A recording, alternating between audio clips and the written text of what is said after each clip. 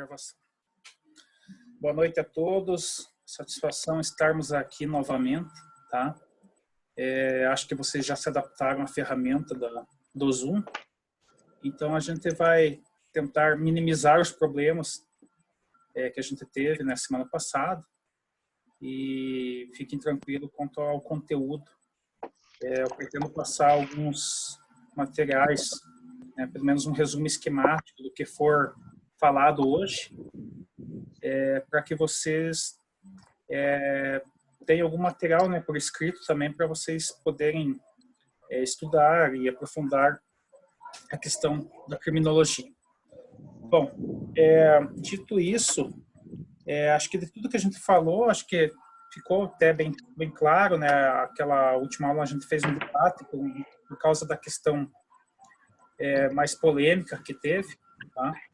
E hoje a gente vai dar continuidade, tá? Então, hoje a gente vai retomar a ideia, né, do estudo, né? E lembrar sempre a questão seguinte. Até o século XX, né, a criminologia, ela só ficava limitada em pensar no delito, né, no crime, e no delinquente, né? O que vocês têm que lembrar sempre é que a criminologia moderna, atual, ela não fica mais limitada só no delito e no delinquente, mas também ela passa a estudar a questão da vítima e a questão do controle social. Pessoal, quem tiver com o microfone ligado, eu vou pedir que desligue, tá? Só abre o microfone quando for fazer a questão. Vai dar um chiado de retorno aqui. Beleza? Vamos seguir aqui, então. Então, pessoal, inicialmente a criminologia lá olhava o delito, né? Então, o que é o conceito lá de delito, né, do direito penal? É um. E a criminologia aqui, ela tem um conceito de delito muito mais ligado à sociologia, né? Então, nós não vamos ver na criminologia um conceito técnico igual do direito penal, seja aquela questão da teoria bipartida, crime, fato típico, antijurídico, ou a tripartida, fato típico, antijurídico e culpável, tá? Então, aqui na criminologia, a gente vai ver ao longo dessa aula que o conceito de crime, de delito, é diverso desse conceito técnico do direito, tá? Beleza, pessoal? Vamos seguir aqui. Então, aqui na criminologia, a questão do delito é mais ligado à incidência da sociedade, da massa da sociedade ao cometer um crime. E esse delito, ele tem que causar uma dor, uma aflição, uma angústia, né? Ela ocorre em determinado espaço e tempo. Então, o conceito na criminologia do delito, ele é muito mais amplo, tá? Então, nós vamos ver que para a gente conseguir classificar algo como delito dentro da criminologia, nós temos que ter esses 4 institutos, tá? O primeiro instituto lá, se alguém quiser anotar para definir o delito, é o seguinte: é a incidência massiva na população. Deixa eu ver se eu consigo escrever aqui. Ó, eu consegui escrever lá no chat, tá? Primeiro item: incidência massiva na população. Então, assim, o delito ele não pode ser uma coisa isolada. Então, ele deve acontecer, né, de forma repetida, várias vezes, de forma expressiva na população, tá? Então, quando a gente for analisar, né, determinado tipo penal, ele ocorre sempre, furtos, roubos ocorrem com grande intensidade, né, dentro da sociedade. Sim. Então, esse primeiro requisito, incidência massiva na população, ele está presente, tá? Só que, para mim configurar o delito, eu vou precisar de outra coisa, chamado incidência aflitiva, tá? Então, a incidência aflitiva é justamente eu olhar se aquele comportamento causa dor ou angústia, sofrimento à vítima, tá? E essa vítima, ela não precisa ser individual, ela pode ser também a sociedade como um todo, tá? Então, se a gente pegar crimes como lavagem de capitais, né, homicídios, furtos, todos eles geram uma aflição à nossa sociedade, né? A lavagem de capitais, ele vai gerar uma aflição maior a toda a sociedade do que necessariamente individualizado. Então, os crimes mais ligados a patrimônio, à violência, eles vão estar ligados à questão individual, tá? Mas os grandes crimes hoje da criminalidade organizada, como a lavagem de capitais, eles afetam a sociedade como um todo, porque ao cometerem esses tipos de delitos, nós vamos ter problemas no desvio de recursos públicos, em que pese, né, a gente vê, principalmente nos casos como agora, né, que a gente está vivendo uma pandemia, onde falta estrutura hospitalar, né, a gente fica refletindo quanto de dinheiro foi desviado do Estado, né, por meio de corrupção e lavagem de dinheiro, que poderia estar ali investido e ajudando a salvar vidas, né? Então, esses crimes, eles não são vistos, né? Não estão todo dia ali, visível aos olhos, igual um homicídio, mas acabam matando muito mais pessoas do que crimes que a gente vê a violência expressamente, tá? Seguindo o terceiro requisito da criminologia para definir delito, se chama persistência espaço-temporal. Tá? O que é essa persistência espaço-temporal? Então, esse delito ele deve ocorrer, né, em todo aquele estado. Né? Então, a gente vai analisar o delito numa visão da criminologia do Brasil. Vamos pensar um crime de racha no trânsito, né? Apostar corrida. Isso daí ocorre no Rio Grande do Sul, ocorre em Manaus, ocorre em toda a extensão territorial, né? Então, ele tem que ter essa persistência espaço-temporal. E, por fim, o quarto e último requisito para definir um delito dentro do conceito criminológico é o inequívoco consenso, tá? Então, aqui está o entendimento da sociedade como um todo, tá? Então, assim, vejam bem, nós estamos falando do quê? Nós estamos falando de delito, tá? Então, delito lá para o direito penal, ou você adota a teoria bipartida, né? Fato típico e antijurídico, ou você adota a teoria tripartida, né? Fato típico, antijurídico, culpável. Beleza. Isso é lá no direito penal. Aqui na criminologia, para mim poder classificar determinado comportamento como delito, né, você tem que ter incidência massiva na população, tá?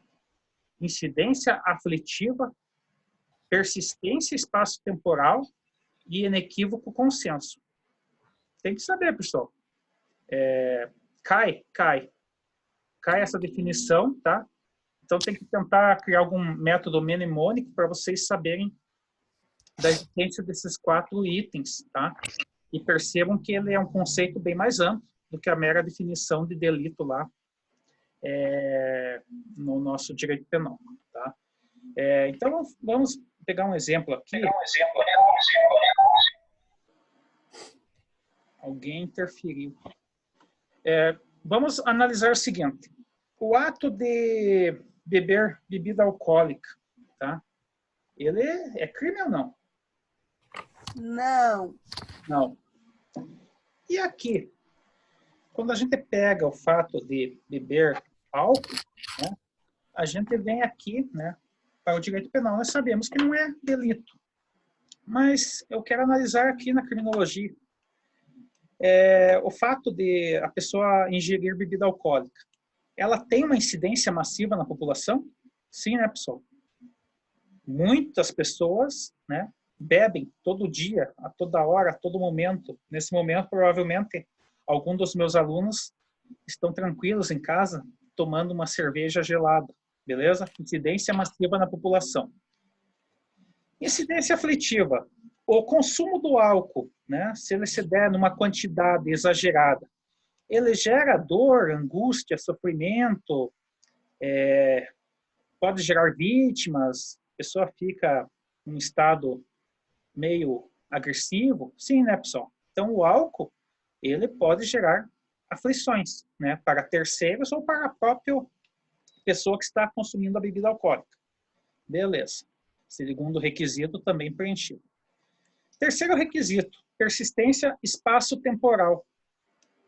O ato de beber cerveja, cachaça, uísque, ele tem uma persistência que vai do Rio Grande do Sul até o Acre, lá na Amazônia, todo lugar, todo mundo bebe uma cervejinha, positivo, né, pessoal? Então, o terceiro requisito também está devidamente presente.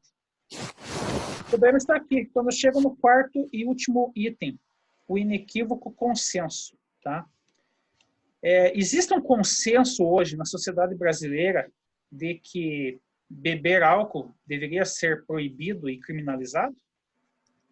Sim ou não? Não. Não. Então aqui para nossa criminologia, né? A atitude de beber álcool, seja em excesso, demasiado, ela não vai ser classificada como delito, porque ela não preenche, tá? As 4 manifestações.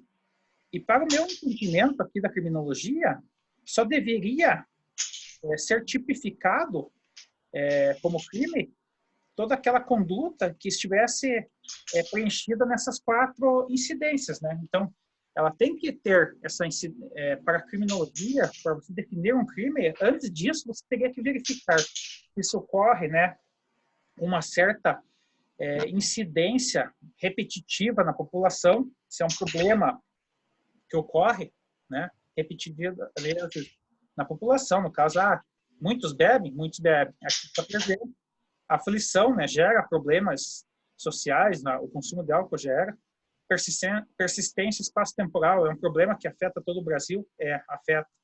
E teria que chegar nesse 4 item. Teria que, em determinado momento, a sociedade dizer, não, mas vamos proibir de beber porque não faz bem para a saúde, tá? Então, a criminologia, ela tem conceitos muito mais amplos para definir crimes, tá? Mas não quer dizer, necessariamente, que quando o legislador positiva determinada conduta como crime ou não, vai sempre existir esses 4 itens, tá? Por exemplo, em 87, foi criada a Lei 7.643 e, pasmem, lá existe o tipo penal chamado molestar cetáceo. O que é molestar cetáceo? Naquela época, em 87, teve um golfinho que encalhou na praia de Copacabana, tá? E daí chegou um cidadão, né? Foi lá e ficou judiando do bicho, enfim, ficou lá loqueando, né? Como a gente diz aqui em Ponta Grossa, tá? Então, a partir de então que esse cidadão foi lá, né? E em vez de tentar chamar as autoridades, tentar socorrer esse golfinho, levar de volta para o mar, ele ficou lá, né? Judiando do animal encalhado na praia. A partir de então, o legislador teve a brilhante ideia: vamos criar um tipo penal, e chamou de molestar cetáceo. Ou seja, lá existe uma punição penal para toda aquela pessoa, né? Nessa lei 7.643, existe uma punição penal, né? Dizendo que é crime você judiar de um golfinho. Tá. Onde está a crítica da criminologia em relação a isso? Meu microfone está desativado. Onde está a questão? A crítica está justamente na incidência massiva na população. Tá? Por quê? Porque o fato da pessoa molestar, né, judiar de um golfinho, não é uma coisa que ocorre todos os dias, né? Então não é massivo. É um caso bem isolado, tá? E que a criminologia vem criticar justamente por causa disso. Porque a criminologia só quer que o legislador torne algo positivado como crime, né? Desde que aquilo seja um fato repetitivo que cause problema na sociedade. E o que ocorreu ali foi um fato isolado. Depois disso, ninguém nunca mais ouviu falar de outra pessoa que foi lá molestar um golfinho. Mas existe lá o tipo penal. né? Então, nesse sentido, é a crítica da criminologia, tá? Outro exemplo aqui que é criticado é no segundo item, a incidência aflitiva. Tá? O que é a incidência aflitiva? A gente falou que o delito ele deve criar dor, sofrimento à vítima, à sociedade, angústia, enfim. Então, no Brasil tem uma outra lei que diz que é crime você utilizar a expressão couro sintético. Tá? Por isso o pessoal está usando o couro ecológico, couro qualquer coisa. Tá? Porque alguém, né, o legislador, teve a brilhante ideia de dizer que a expressão couro sintético é criminalizada. Qual que é a dor? Qual que é o sofrimento? Qual que é a angústia que causa alguém utilizar a palavra, né, couro sintético? Nenhuma, né? Nenhuma dor, nenhum sofrimento. Tá? Então aqui também é criticado pela criminologia, porque não chegou nenhuma aflição para classificar a expressão couro sintético como sendo um delito. Tá? Então, a ideia de classificar o delito seria, basicamente, sempre preencher esses requisitos aqui. Vou repetir novamente, tá no chat escrito, tá, pessoal? Delito para criminologia precisa existir, né, 4 conceitos: a incidência massiva na população, a incidência aflitiva, a persistência espaço-temporal e o inequívoco consenso, né? Então, o inequívoco consenso é a chave mestra, né, que vai dizer assim, a sociedade acha que isso aqui realmente é uma atitude, né, que deve ser criminalizada. Da mesma forma que serve para criminalizar, o inequívoco consenso também serve para descriminalizar, tá? Vocês lembram?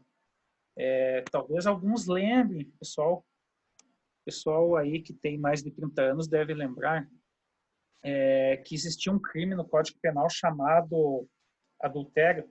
Alguém lembra? Sim, professor. Quem falou? Já ouvi falar, aham. Eu, Kleber. O que era isso naquela época? Era simplesmente o seguinte: se fosse provado, né, que o marido tinha traído a esposa ou a esposa traído o marido, tá? Existia uma previsão legal de uma pena, tá? Então, vejam bem, nós temos um Código Penal, né, dos anos de 1940, né? Então, existia todo o conceito de moralidade, não existia essa igualdade entre homens e mulheres. Então, o legislador, ele tipificou muitas coisas que a sociedade foi mudando e foi caindo do desuso, né?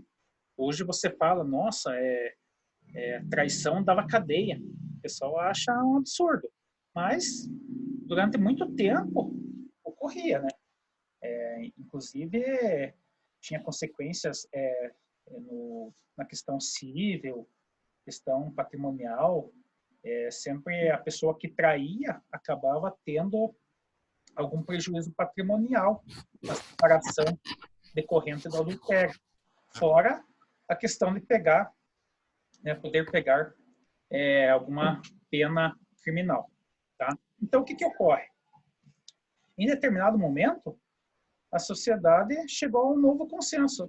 Olha, não tem mais cabimento hoje, há direitos iguais, e, enfim, a incidência, né, a regularização do divórcio, então a própria evolução das leis civis acabaram caindo em desuso a questão de você criminalizar uma conduta que se tornou bem comum, né? Então, vamos pensar lá em 1940, se um dos avós nossos se separasse, era um escândalo, nossa, como que pode separar e tal.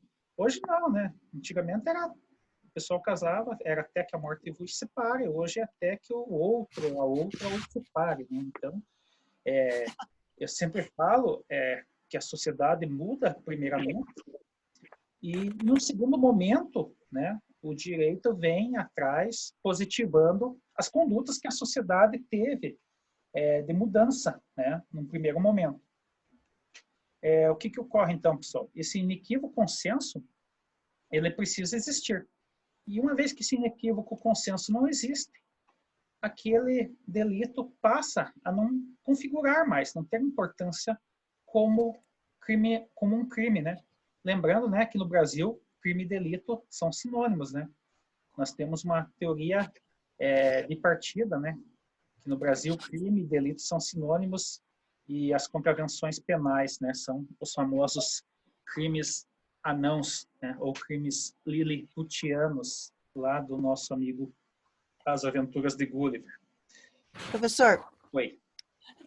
mas ainda moralmente, hoje ainda a gente tem casos, né, de dano moral, né, com relação à traição, assim, teve já casos, né, assim, né? Sim, não, na questão civil permanece a discussão em aberto, né, dano moral, questão familiar, é invocado isso da traição para você tentar atrair a guarda das crianças, toda essa questão permanece, né? Agora, o que não tem mais é você, o marido traiu, beleza, vamos fazer o divórcio e ele vai ficar uns dias na cadeia lá, uns meses, não tem lógica, né? Assim, sei lá, é razoável, né? Apesar que quem é traído ia gostar, né, de ver o outro lá uns dias na jaula, mas tivemos uma descriminalização, né? A extinção do adultério, do Código Penal, né? É um exemplo clássico de abolício crimes que vocês já estudaram, acredito eu, lá em penal, né? A abolição O senhor podia repetir os 4 de novo, por favor? Os 4 elementos? Sim. Incidência massiva na população. Esse eu anotei, aham. Incidência aflitiva, né? Incidência o quê? Aflitiva. Aflitiva. Né? Tem que gerar uma dor, uma aflição, uma angústia, Entendi. um sofrimento. Entendi. Persistência no espaço temporal, né? Então, nós estamos trabalhando no Brasil, né? Então a gente tem que verificar que aquela situação ocorre em todo o Brasil, né? Em todo o continente brasileiro, vamos dizer assim, porque o Brasil é enorme, né? Então, essa questão tem que estar ocorrendo, né, em todo o espaço, porque nós trabalhamos questão de crimes como uma lei federal, né? Então ela vale para todos os estados. E, por fim, o inequívoco consenso, né? Então, inequívoco consenso é uma das chaves que, ora, criminaliza condutas, ora, descriminaliza condutas, tá? Então, se a gente pegar a evolução da sociedade, a gente vai ter isso, né? O adultério deixou de ser criminalizado porque chegou, né, um inequívoco consenso que não tinha lógica, né? Não querem ficar mais junto, teve traição, cada um segue seu rumo e acabou, cada um responde pela parte do seu patrimônio, ambos têm responsabilidade diante dos filhos, enfim, toda aquela questão, pensão alimentícia, toda essa coisa arada, chata, do direito de família, né? A gente gosta de coisa mais interessante, né? A gente gosta aqui criminologia, direito penal, a gente quer ver o sangue, né? Quer, né, coisas emocionantes, né? Briga familiar, né? Não é a nossa praia, né, pessoal? Deixa para os outros professores aí. Mas voltando aqui, pessoal, justamente esse inequívoco consenso que eu acredito que daqui 10, 20, 30 anos, talvez exista na sociedade a ideia de descriminalizar, sei lá, o uso de maconha, enfim, gerar um uso controlado de drogas, enfim. Talvez ocorra, talvez não ocorra, né? Então, assim, eu não estou fazendo apologia, estou falando um dado técnico. Pessoal, se cair aqui a minha conexão, eu vou gerar um novo link, tá, pessoal? Não sei se está aparecendo alguma coisa para vocês. Estão me ouvindo? Aparecendo 9 minutos e 40 segundos. Aqui ainda não apareceu nada. Aparecendo que apareceu 9h40.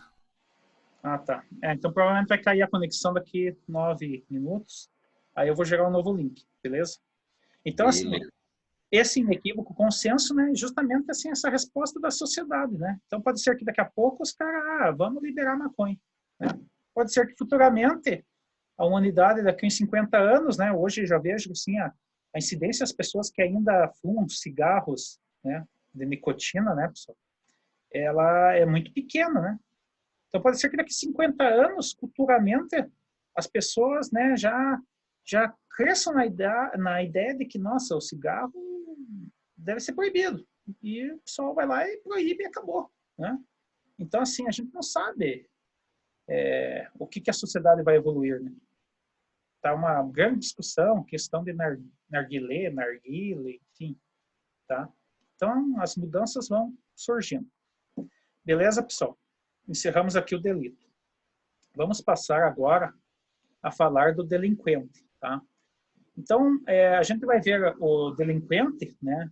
Aquela figura do criminoso, ele passou por 5 períodos distintos, tá? Então, o primeiro período que eu vou falar aqui se chama a escola clássica, tá? A escola clássica é também chamada de pré-científica dentro da criminologia, tá? Então, ela é bem presa ao direito penal da época. Então, o marco dessa escola clássica é o Beccaria.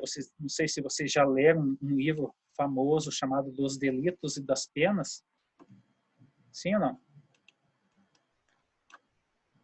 Não. Não? Então, esse livro aqui é fantástico, pessoal. Eu vou pôr aqui no chat o nome. Esse livro aqui, todo estudante de direito deve ler. É um livro fino, tá?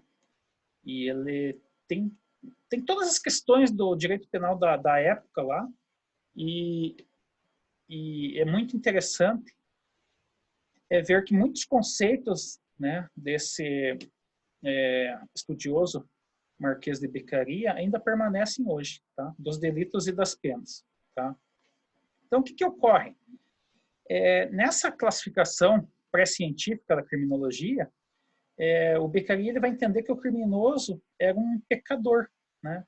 Então tinha muita influência da Igreja Católica na época, né? Que comandava tudo, né? Então ele dizia assim, não, o criminoso é uma pessoa que optou por fazer o mal. Então ele é um pecador. E nesse sentido ele tinha que se redimir, tá? Diante de Deus, né? Então ele falava que o criminoso ele tinha um livre-arbítrio, tá? Só que a vontade racional dele foi optar pelo mal, tá? E não pela lei. Então, quando ele fazia um crime, né, ele quebrava o contrato social, né, daquela determinada sociedade em que tipificava determinada conduta como crime, tá? E a pena aqui nesse período era vista necessariamente como reparar o mal causado pelo criminoso, tá? Então aqui nós já tínhamos a previsão que a pena, né, era vinculada ao sentido de penitenciária, da pessoa se penitenciar, né, se reparar daquele mal que ele fez. E não se falava aqui em penas perpétuas, mas sim já em penas por prazos determinados, de acordo com a gravidade do delito praticado, tá?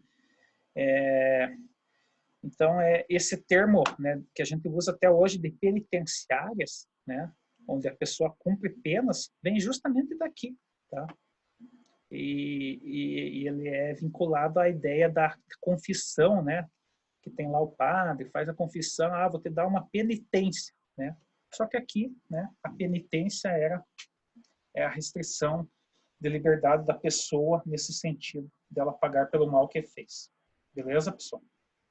Seguindo aqui, depois do Beccaria, dessa escola clássica, nós vamos ter a escola positiva, tá? E essa escola positiva é a famosa fase científica da criminologia, tá? E ela é inaugurada com uma outra obra clássica, tá? Chamada O Homem Delinquente, tá? Esse livro também é interessante, que vocês, tendo tempo, tenham conhecimento, principalmente, coloquei aqui no chat, principalmente quem for atuar na área criminal, tá? Então, o marco científico, eu já tinha falado isso em aulas anteriores, né? O marco científico da criminologia, para bancas de concurso, enfim, exame da OAB, sempre vai ser o Lombroso, tá? Então, falou em Lombroso, tem que lembrar, né, como se ele fosse o verdadeiro pai da criminologia, porque através do livro que ele escreveu, O Homem Delinquente, é que se definiu esses conceitos que temos até hoje, né, da criminologia. E Lombroso é interessante, tá? Que ele vai falar que o criminoso, na verdade, o delinquente, ele é um animal selvagem, né, cheio de atavismos e com predisposição para o crime, tá? Então, assim, o Lombroso, ele vai, assim, a teoria dele é superada, mas na época foi um marco, porque o que ele fazia? O Lombroso, ele começou a ir nas penitenciárias e ele começava a investigar, né, o biotipo da pessoa, né? Então, para Lombroso, a questão estava ligada à biologia, à genética, né? Então, ele começou a observar lá as características semelhantes que existiam entre os presos. Aí ele foi lá na época, investigou, a pessoa tinha pele escura, tinha um nariz grande, tinha a orelha bem arredondada, enfim, ele ia lá, via as características físicas das pessoas que estavam cumprindo penas, e a partir daí ele traçou a ideia de que o perfil criminoso era genético. E para ele partia da ideia de que a pessoa que nascesse com determinado biotipo biológico, né, o fenótipo da pessoa, já ia definir que ela tinha, na sua composição genética, a tendência a praticar crimes. Né? Hoje a gente olha isso daí, não, é um absurdo, né? Mas naquela época foi um marco científico, a revolução, enfim, porque ninguém tinha falado até então aquela besteira, né? Hoje é besteira, mas na época, né, uma época em que não havia uma ciência muito séria, fazia todo sentido. Eu vou parar aqui a gravação e a gente já volta, pessoal. Vou gerar um novo link aqui antes que caia, para que ninguém fique prejudicado no entendimento da nossa aula. Já vou enviar outro link aí. Só um minuto.